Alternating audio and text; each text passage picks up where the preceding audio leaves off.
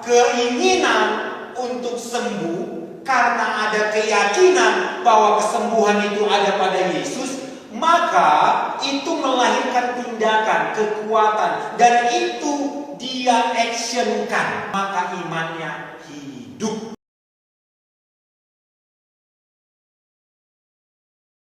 Ya, dari Markus 5 ayat 25 sampai 29. Adalah di situ seorang perempuan yang sudah 12 tahun lamanya menderita pendarahan. Dia telah berulang-ulang diobati oleh berbagai tabib, sehingga telah dihabiskannya semua yang ada padanya, namun sama sekali tidak ada faedahnya, malah sebaliknya, keadaannya makin memburuk.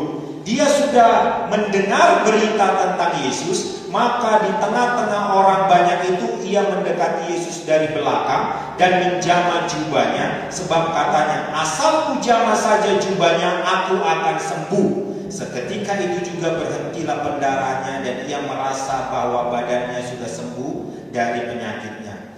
Apa hukum di Yahudi terhadap orang yang mengalami mens? Imamat 15 ayat 25 sampai 28. Apabila seorang perempuan berhari-hari lamanya mengeluarkan lelehan, yakni lelehan darah yang bukan pada waktu cemar kainnya, atau apabila ia mengeluarkan lelehan lebih lama dari waktu cemar kainnya, maka selama lelehannya yang najis itu, perempuan itu seperti pada hari-hari cemar kainnya, yakni ia najis. Setiap tempat tidur yang ditidurinya selama ia mengeluarkan lelehan haruslah baginya seperti tempat tidur pada waktu cemar kainnya, dan setiap barang yang didudukinya menjadinya najis, sama seperti kenajisan cemar kainnya. Setiap orang yang kena kepada barang-barang itu menjadi najis, dan ia harus mencuci pakaiannya, membasuh tubuhnya dengan air,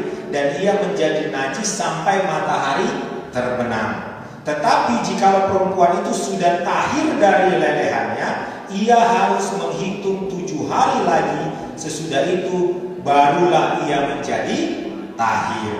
Perempuan ini tempat tidurnya, segala yang dia sentuh menjadi najis. Orang-orang yang menyentuh barang-barangnya pun menjadi najis. Sampai kapan perempuan ini dinyatakan tidak najis lagi? Jika dia sudah tidak mengeluarkan lelehan dan dia ditunggu 7 hari. Setelah hari ke-7 barulah dia dinyatakan kudus, bisa masuk ke pertemuan. Perempuan ini sudah berobat kemana-mana, sudah menghabiskan duitnya. Yesus datang ke daerah mereka, orang banyak sudah berbondong-bondong.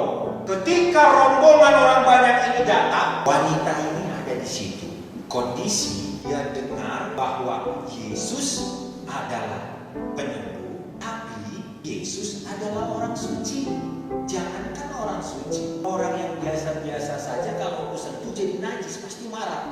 Dia punya iman, kalau aku sentuh saja jubahnya, aku akan sembuh. Sekarang bagaimana menyentuh jubah Yesus, karena semua yang aku sentuh pasti najis. Jadi coba bayangkan bagaimana seseorang yang punya iman, aku sembuh kalau ku jamah, tapi kalau ku jamah bisa dirajam. Dia beriman, dan imannya itu dia kerjakan apapun resikonya. Karena kalau dia tidak kerjakan apa yang dia imani, ada dasarnya mati. Yakobus 2 ayat 17. Baca sama-sama. Demikian juga halnya dengan iman. Jika iman itu tidak disertai perbuatan, maka iman itu pada hakikatnya adalah mati.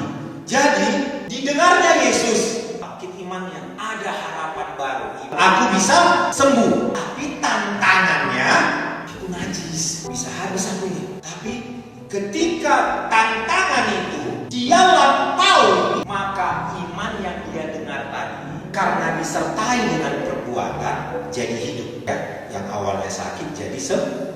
Apa lawan dari iman? Yakobus 1 ayat 6 sampai 8. Hendaklah ia memintanya dalam dan sama sekali jangan bimbang, sebab orang yang bimbang sama dengan gelombang laut yang diombang-ambingkan kian kemari oleh angin.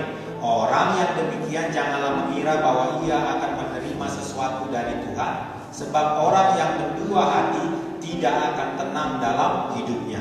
Jadi kalau perempuan ini tadi bimbang dan memutuskan tidak berani melangkah, maka pada dasarnya apa yang dia harapkan, apa yang dia imani, sesungguhnya sia-sia. Perempuan ini dengan tantangan itu dia terobos dan dia sembuh. Imannya keren, menjadi nyata, menjadi kesaksian karena dia lakukan tindakan.